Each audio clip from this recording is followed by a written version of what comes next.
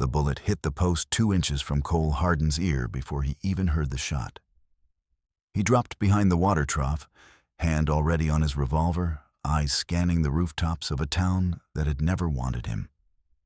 Dust settled on his hat brim. His heart did not race. It never did anymore. That part of him had gone quiet a long time ago. Somewhere between a burned homestead in New Mexico and 3 shallow graves, he dug alone in the hard earth. Cole Hardin was 34 years old and had not slept more than 4 hours in a row since he was 22. His face looked like country that had been through a drought and never fully recovered. His boots were cracked. His coat was the color of dried clay. The only things on him that were maintained with any care were his rifle and his revolver, both of which he cleaned every night by firelight. Not because he was proud of them, but because they were the only things keeping him alive. The town was called Red Fork. It sat on the edge of Arizona territory like something that had rolled off the mesa and decided to stop. One main street, a saloon that smelled like sawdust and old arguments. A general store run by a woman named Dorothy, who watched everyone who walked through her door like she was deciding whether they deserved to leave. A sheriff's office with a broken window that nobody had fixed in 2 years. Cole had not planned to stop in Red Fork. He had been heading north, following a job offer that turned out to be 3 weeks old by the time the letter reached him. But his horse, a gray mare named Dust, had thrown a shoe outside of town, and that was that. Fate had a way of making decisions for Cole Hardin before he could make them himself. The second shot kicked dirt 6 inches from his left boot. 2 shooters. Southeast rooftop and somewhere near the livery.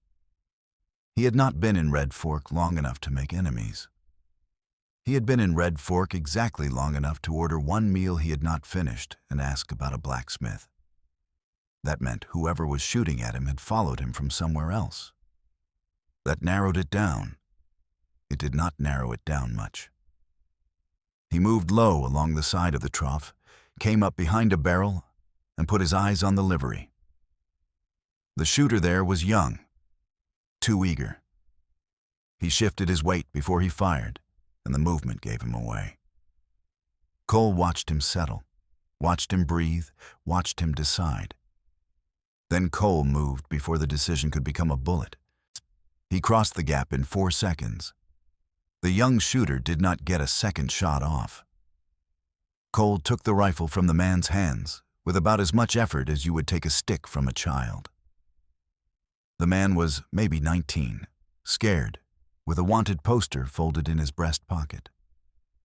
Cole did not unfold it. He did not need to. "Lennox send you?" Cole asked. The young man's jaw went tight. That was answer enough. Cole tied him to a post with his own belt and went back for the second shooter, who had already decided that $200 was not worth dying for, and was making his way down from the roof with the posture of a man reconsidering every choice he had ever made. The sheriff of Red Fork was a man named Pete Calloway. He was short, broad, and had the eyes of someone who had seen enough trouble to stop being surprised by it. He watched Cole bring in both men with the calm expression of a man watching a storm move off. "You're Hardin," Pete said. It was not a question. "I am," Cole said. "I heard you were coming through. Didn't expect you'd bring company." They weren't invited. Pete locked both men in his one working cell and came back out onto the porch, squinting into the afternoon light. "Lennox has been pushing hard on this territory. Hired guns up from the border, killed a cattleman over in Silver Creek last month. Man named Henry Ortiz. Good man." Cole said nothing. He had known Henry Ortiz. Not well. Well enough. "He's been after the water rights to the Eastern Creek line," Pete continued. "Controls the water, controls who grazes, controls who stays and who leaves. That's half the territory in his pocket." "What do you want from me?" Cole asked. Nothing yet. Just telling you the shape of things. Cole looked out at the street. A woman shook a rug out of an upstairs window. A dog lay in the shade with no opinion about anything. A boy of about 10 was watching Cole from around the corner of the general store with large, solemn eyes, like he was memorizing something important. "I need my horse shod," Cole said. "Blacksmith's at the end of the street. Ruiz, he's good." Cole walked toward the blacksmith without saying anything else. That was the full length of most conversations Cole had with most people. He had learned, somewhere in the long, hollow years, that words were like water in dry country. You used them only when they served a purpose.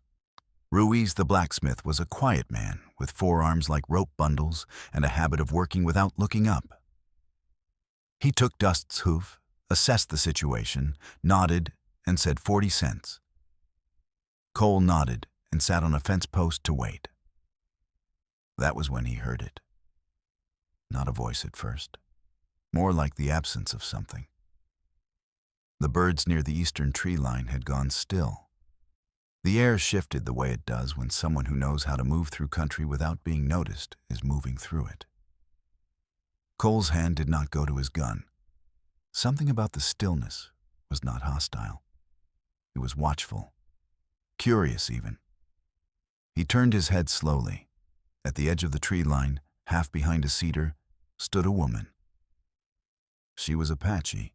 He could tell that from the cut of her clothing and the way she held herself.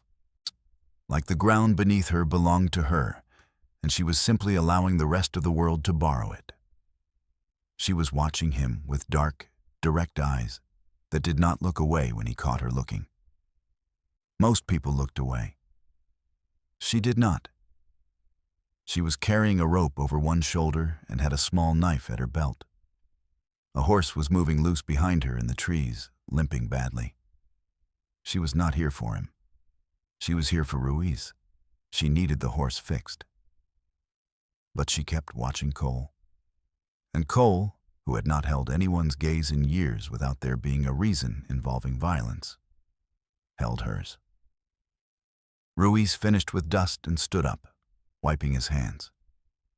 He looked toward the trees and called out something in a mix of Spanish and a few words Cole did not recognize.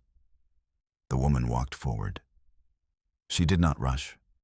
She moved the way people move when they are certain of where they are going and see no reason to perform urgency for an audience. She handed Ruiz the rope without looking at him. She looked at Cole. "You are the one who stopped the shooting," she said. Her English was plain and precise, like something she had chosen carefully rather than inherited. "I was involved in it," Cole said. Something moved through her expression. Not a smile exactly. The closest thing to a smile that does not want to be one.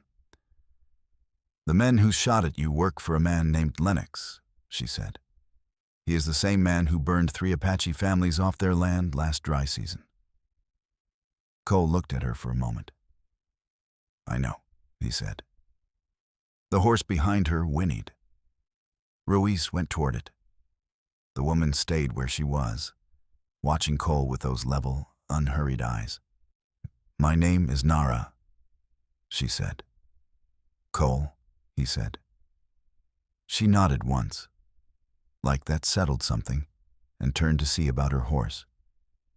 Cole sat back on the fence post and looked at the sky, which was turning the color of a wound at the edges where the sun was going down.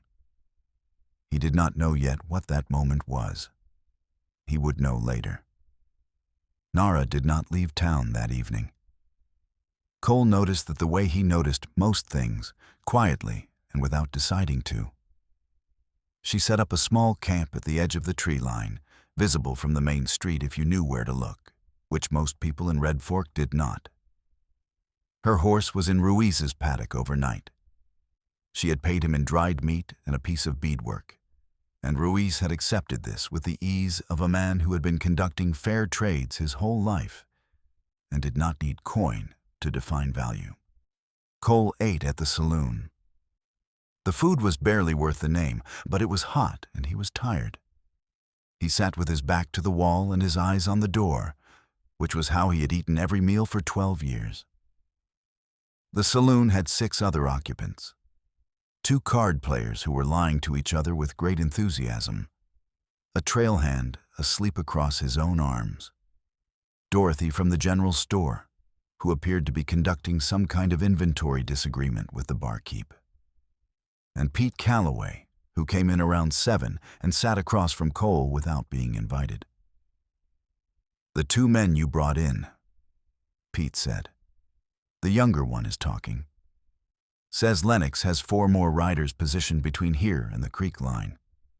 Says there's a meeting planned in 3 days at the Lennox ranch.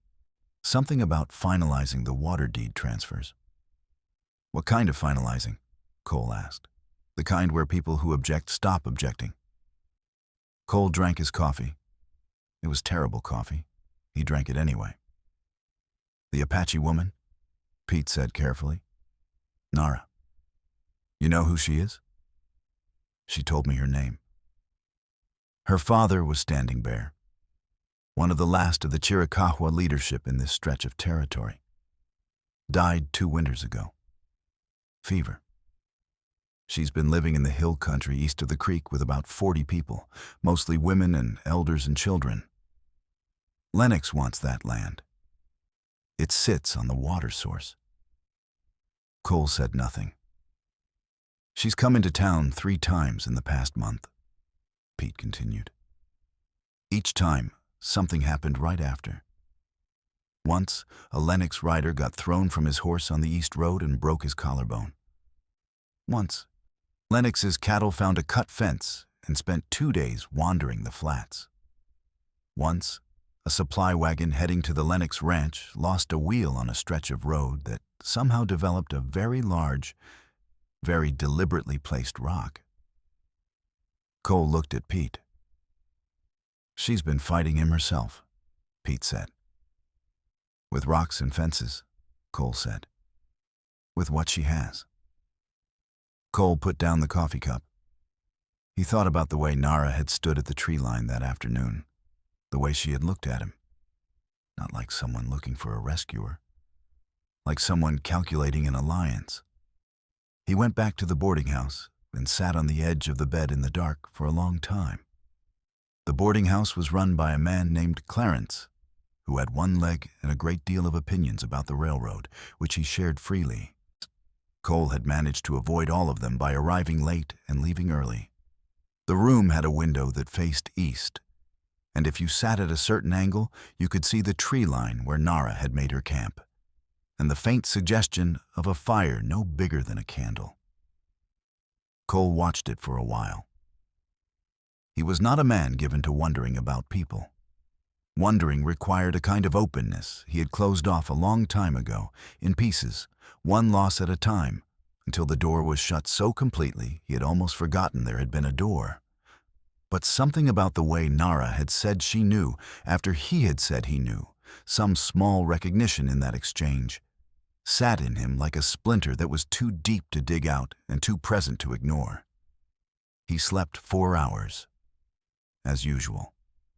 In the morning, he was at the creek line before the sun was fully up. Mesa reading the land, the way he had been reading land since he was 14. And his father had taught him that the ground tells you everything if you ask it the right questions. The creek bent east here and then south. And where it bent, the banks were marked with survey stakes driven in recently, the wood still pale. Lennox's stakes. He was crouched over the 3rd stake when he heard movement behind him. He did not reach for his gun. He knew it was her. Nara came up beside him and looked at the stake with the flat expression of someone who has been looking at things they despise for so long and they no longer need to perform their displeasure. "He drove these in 6 weeks ago," she said, "then sent men to our camp to say the land was no longer ours under territorial law. My uncle went to the county office in Yuma. The clerk said our papers were not in order." She paused. The papers were in perfect order. The clerk worked for Lennox. Cole looked at the stake. What did your uncle do? He came home, Nara said, and we started cutting fences. Cole almost smiled. It did not quite make it to his face, but it came closer than anything had in a long time. Lennox has a meeting in 3 days, Cole said. Deed transfers. I know, Nara said. If those deeds go through, legal challenge takes 6 months minimum. In 6 months, he controls the water. In 6 months, your 40 people have no grazing, no irrigation, no reason to stay. Nara was quiet for a moment. A bird started up somewhere in the brush and then stopped. What are you suggesting? She asked. Cole pulled one of the survey stakes out of the ground. He turned it in his hands, and it was just wood. Everything that was threatening about it was in what it represented. I'm not sure yet, he said honestly. Nara looked at him with that same direct, measuring gaze from the afternoon before. Up close, in the early light, there was something in her face that Cole recognized without being able to name. The particular set of someone who has been carrying weight alone long enough that they have simply reorganized their body around it. You were heading somewhere before you stopped here, she said. North. Job fell through. So you have nowhere to be. I have nowhere to be, Cole agreed. The creek moved over the stones with its ordinary, indifferent sound. The survey stakes stood in their row like bad intentions made physical. Then stay, Nara said. It was not a plea, and it was a statement delivered with the same calm certainty as everything else she said. Cole set the survey stake back in the ground. I'll stay, he said. That evening, Nara showed him the east land. They rode out together, her on the repaired horse, him on dust, through cedar and dry brush and open stretches where the grass grew tall and amber in the late light. She did not talk much. Neither did he. But the silence between them was not the silence of strangers. It was the silence of two people who had both learned that silence was safer than speaking and were now, for reasons neither had fully examined, beginning to reconsider that conclusion. She showed him the camp. 41 people, 12 of them children. An old man named Gray Hawk, who sat outside his tent with the expression of someone who had already outlived every prediction made about him, and was mildly curious what would happen next. 2 women grinding corn who looked at Cole with a measured assessment of people who had learned not to trust outsiders quickly and had found that policy generally served them well. Nara did not introduce Cole as anything. She just brought him and let the fact of his presence explain itself over time. Gray Hawk looked at Cole for a long moment. You carry something heavy, the old man said. I do, Cole said. Gray Hawk nodded, satisfied, and went back to whatever he had been thinking before they arrived. That night, sitting at the edge of the camp with a fire between them, Nara told Cole about the creek, the land, the 3 seasons Lennox had been pushing. She told him without drama, the way someone reads a list of facts they have already made peace with. But her hands, resting on her knees, were very still. In the particular way, hands go still when the person they belong to is working hard to keep them that way. Cole listened without interrupting. When she finished, he said, Lennox has a man named Carver running his legal operations out of Yuma. If the deed papers are the problem, Carver is the problem. Nara looked at him. How do you know that name? I've been in enough territory disputes to know who greases the wheels. She was quiet for a moment. Can you stop him? Cole looked into the fire. The wood popped once, a clean, sharp sound in the night. I can try, he said. Nara looked at the fire too. And that is an honest answer, she said. And somehow, in the way of very small things that turn out to matter greatly. That was the thing that changed something. Not his skill with a rifle, not his arrival in time to stop a fight. The fact that he had said the true thing instead of the confident thing. Nara had known enough men who said the confident thing. She had not known many who said the true one. Cole left for Yuma at first light. He told Pete Calloway where he was going and why. And Pete looked at him for a moment with the expression of someone reassessing a situation.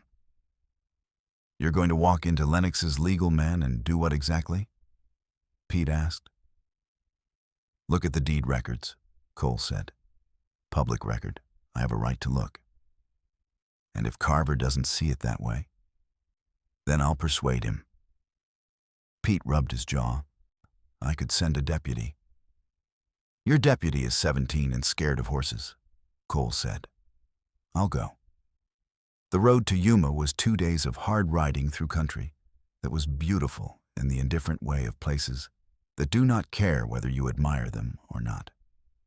Cole rode steady, slept a few hours under open sky both nights, and arrived in Yuma on the third morning with dust covering his coat and a clear idea of what he needed.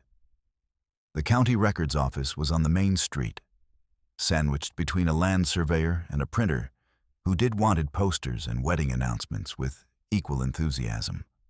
The clerk inside was a thin young man named Edgar, who looked startled to have a customer this early. Cole asked to see the deed filings for the Eastern Creek Territory, Red Fork District, filed in the last 90 days, and Edgar went pale in a way that was not consistent with a man who had nothing to hide. "Those files are, Edgar said. "They're in review." "Who's reviewing them?" "Mr. Carver's office." "When were they pulled?" Edgar's eyes went to the back room door. Cole leaned on the counter. "I'm going to ask you something," he said. "And I want you to understand that I am asking it as a courtesy. Who told you to hold those files?" Edgar looked like a man standing at the edge of a decision he had not been prepared to make this morning. He was maybe 22.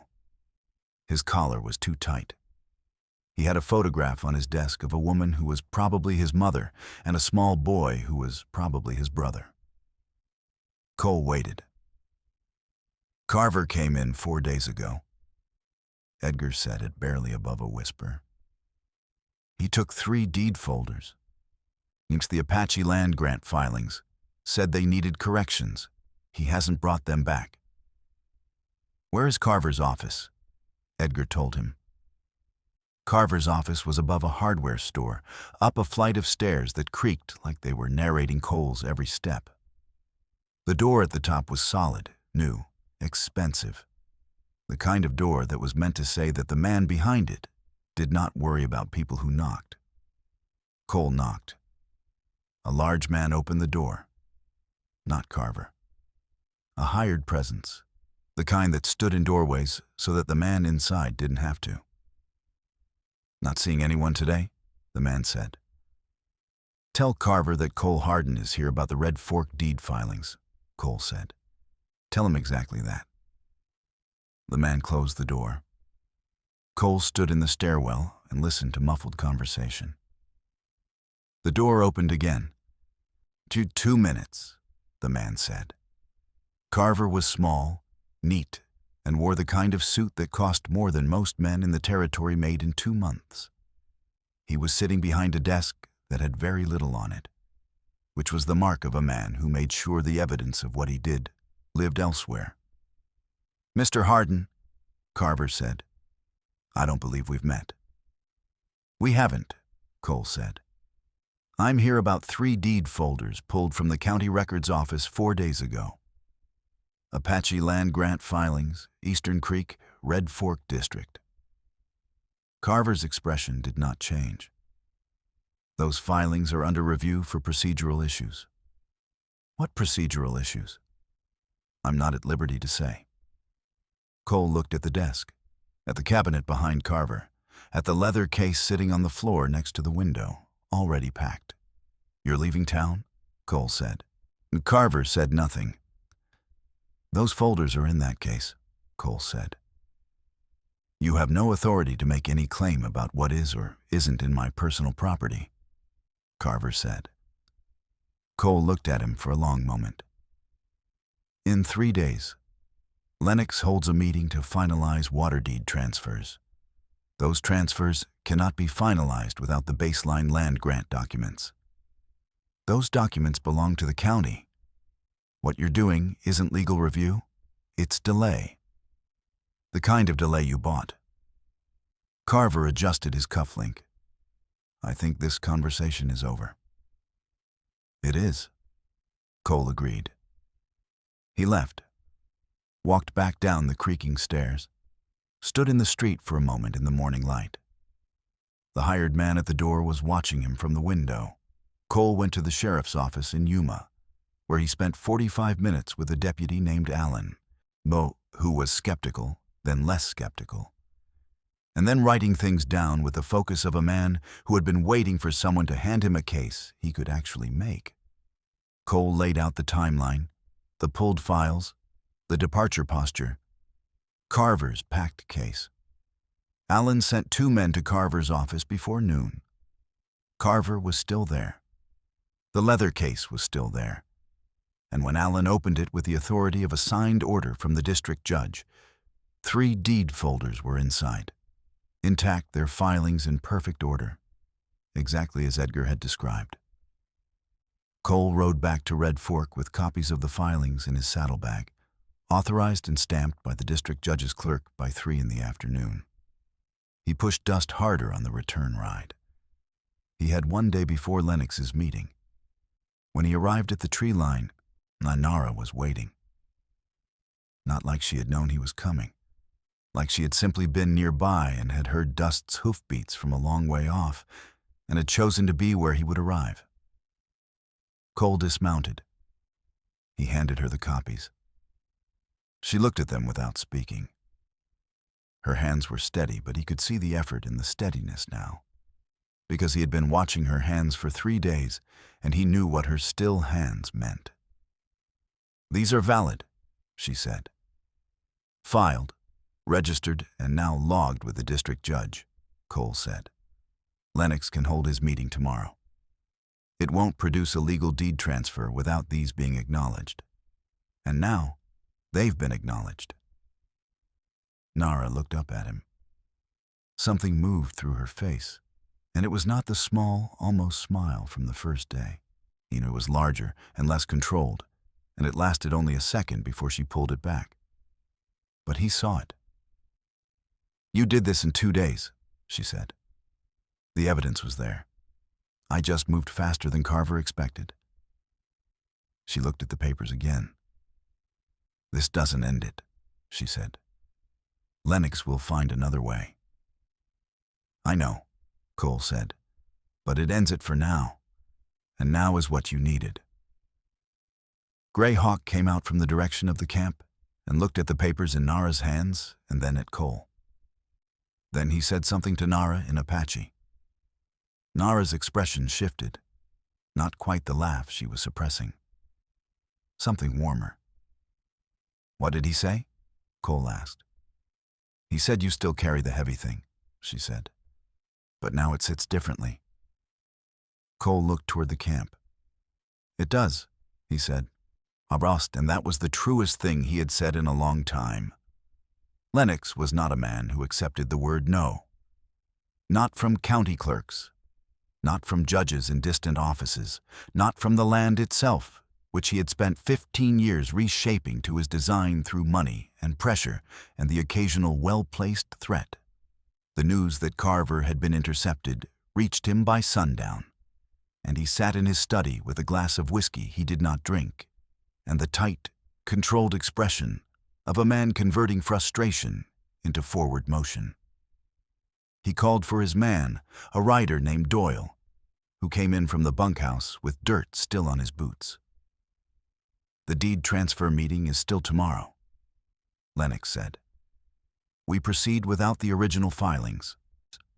I want you to ride to Red Fork tonight and tell whoever is standing between me and those water rights that my patience has ended." Doyle was not a complicated man.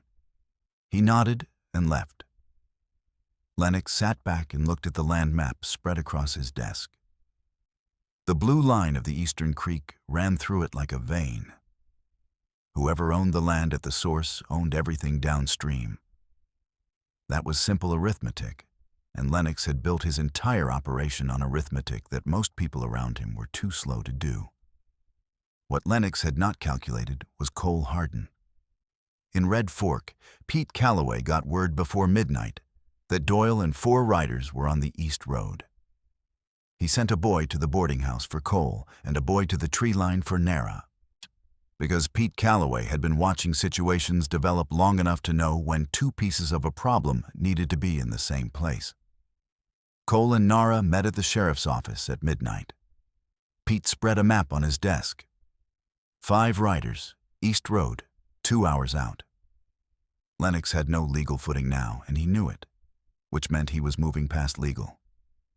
"He's going to the camp," Nara said. It was not a question. "Most likely," Pete said. "Put pressure directly on your people. Scare them off the land before anyone can mount another legal challenge." Nara's face was very still. She looked at the map for a moment, at the line of the East Road, at the position of the camp. "I won't let that happen," she said. "Neither will I," Cole said. They rode out before 1 in the morning. Nara knew the land east of the creek the way Cole knew the street plans of small towns, which was to say, precisely and completely, every shortcut and high point and piece of cover cataloged without effort. She brought them around the long way, through a dry wash that ran parallel to the East Road, and put them ahead of Doyle's group without being on the road itself. They came up on a limestone ridge that looked down at a narrow passage the East Road had to move through, a natural choke point where the land pinched between 2 rock faces and there was no alternative route. Cole surveyed the ground. "When they come through," he said, "I want them to know they're outpositioned before a single shot is fired." Nara looked at him. "You want to stop this without a fight?" "I want to stop this," he said. "The method is secondary." She almost smiled again. It was becoming a pattern. They positioned themselves on the ridge as the stars began to go pale at the edges. Gray Hawk had sent 3 young men from the camp to the rocks on the east side of the road, positioned high and quiet in the way of people who had grown up learning from landscape rather than fighting it. Pete's deputy, all 17 years and nervous energy of him, was at the south end of the passage with a rifle and instructions to look like more than he was. Doyle rode in at dawn. He was a careful man, more careful than most Lennox hired. He pulled up at the entrance to the passage and sat on his horse, reading the high ground. He took his time. His 4 riders bunched up behind him. Cole stood up on the ridge. He did not draw his weapon. "Doyle," he said. His voice carried clean in the morning air. "You're in a passage with 6 rifles on high ground and a sheriff's deputy at the exit. You have no legal purpose here. The water deed transfer has no standing. Whatever Lennox told you you'd accomplish this morning is not available to you." Doyle sat very still on his horse. One of his riders started to move a hand. "I wouldn't," Cole said. The rider did not. Doyle looked at the ridge, looked at the rocks on the east side, looked behind him at the deputy, who was doing a credible job of looking like more than one person. "Lennox won't take this quietly," Doyle said. "That's between Lennox and the district judge," Cole said. "That's not your problem this morning. Your problem this morning is whether you ride back the way you came, or whether this gets much harder for everyone." Doyle was silent for a long moment. Then he turned his horse around. His riders followed. The sound of hooves faded down the road, and the morning went quiet again. Cole let out a breath. Nara came up beside him on the ridge. She looked at the empty road below. "You did it again," she said. "We did it," Cole said. She looked at him with those steady, direct eyes. "You could have just ended it on that ridge," she said. It was not accusation. It was curiosity, the kind that reaches past the obvious question to the real one. "I could have," Cole agreed, "but you didn't want to." Cole looked at the road, now just a road again, ordinary and empty in the early light. "I'm tired of things only ending one way," he said. Nara was quiet for a moment. "So am I," she said. They rode back to the camp together. The sun came up over the eastern flats, and the light turned everything gold and flat and honest. Gray Hawk was already awake, sitting outside as usual, and he watched them ride in with the expression of a man who had been expecting them. The children were starting to move through the camp. A woman was building up the morning fire. The smell of wood smoke and cedar moved through the air. Cole stopped his horse and sat for a moment, looking at the camp. He had not sat still like this, not in the middle of something that felt like it belonged to him, in a very long time. Lennox made one final move 3 weeks after the deed crisis ended. He did not use riders this time. He did not use lawyers. He came himself in a wagon with 2 men on the bench beside him, and drove directly to Red Fork's main street on a Tuesday morning, like a man who had decided to renegotiate the terms of his problem on his own ground. Cole saw him from the porch of the boarding house. Lennox was 60, gray-haired, and had the kind of physical solidity that came from decades of getting his way. He stepped down from the wagon and looked around the street, and then looked directly at Cole, as if he had known exactly where to look. Cole stood up. Pete Calloway came out of his office. Lennox walked to the middle of the street and stopped. "I want to talk to whoever is running this resistance," Lennox said, loudly enough for the whole street to hear. Pete said, "You can talk to me. I'm the law here." "I want to talk to Hardin," Lennox said. Cole walked down from the porch. They stood in the street, 12 feet apart.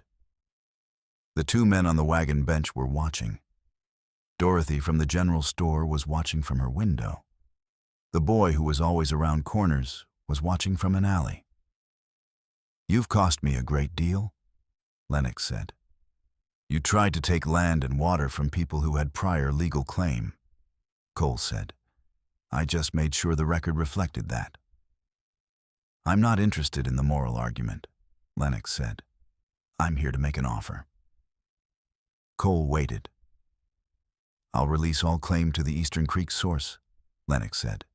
"Full legal withdrawal, in exchange for the access road through the southern flats. Grazing rights only, no water claim. I need the route for my cattle drives." Pete looked at Cole. Cole looked at Lennox.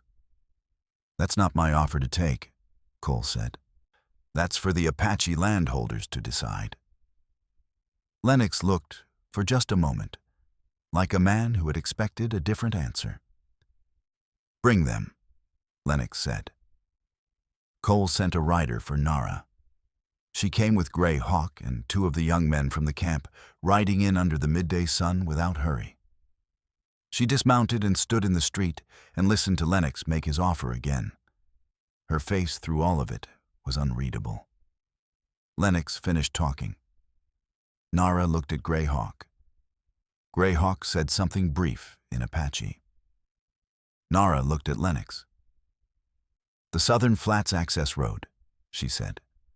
30 cattle drives per year, maximum. No construction. No fencing within 200 yards of the route. And a written, registered agreement, witnessed by the district judge. Lennox stared at her. "You're negotiating," he said, like he had not expected that. "Yes," Nara said. Lennox looked at Cole. Cole looked back at him with an expression that offered nothing and required nothing. Lennox looked at Nara. "Agreed," he said. They went to Pete's office and wrote the terms down, and Lennox signed, and Pete signed as witness. And Lennox left without any further drama, the two men on his wagon bench riding out behind him in the flat noon light. Pete looked at Nara. "That was either the smartest thing I've seen in 10 years, he said, "or the beginning of something complicated." "Both," Nara said. Gray Hawk, who had been standing in the corner watching the whole proceeding, made a short sound that was unmistakably a laugh, and then composed himself back into his usual expression of ancient impassivity. Cole signed the witness line on the document.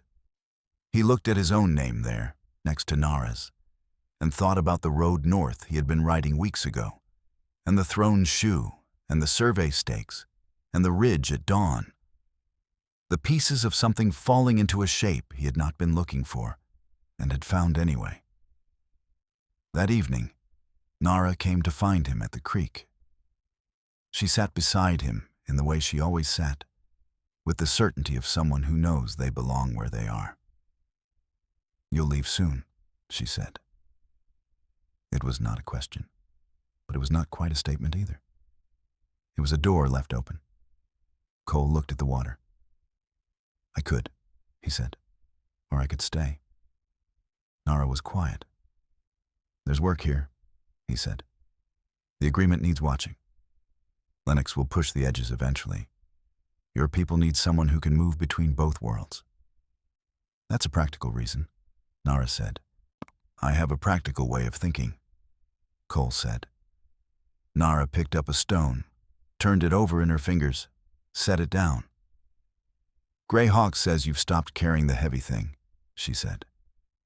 Cole thought about that. "It's still there," he said. "It just doesn't feel like a weight anymore." "What does it feel like?" Nara asked. Cole looked at her. At the directness of her eyes, the steadiness of her hands, the careful patience of a woman who had asked the real question instead of the safe one. "Like something that happened on the way to somewhere else," he said. "And the somewhere else turned out to be here." Nara looked at the water for a long moment. Then she turned and looked at him, fully, without the careful restraint she usually kept in place. "Then stay," she said. The same two words as the first time, but carrying the full weight of everything that had come since. Cole stayed. The days that followed were ordinary in the way of days that matter. He helped Gray Hawk finish the eastern fence. He rode the boundary of the access road route and noted where Lennox's cowboys would need to be watched. He helped Pete Calloway write a letter to the district judge recommending that the county records office be formally reviewed following the Carver situation. And every evening, for no reason that either of them had needed to announce, he and Nara sat at the creek. And sometimes they talked and sometimes they did not. And both were good. Dust settled into the camp's paddock like she had been there the whole time.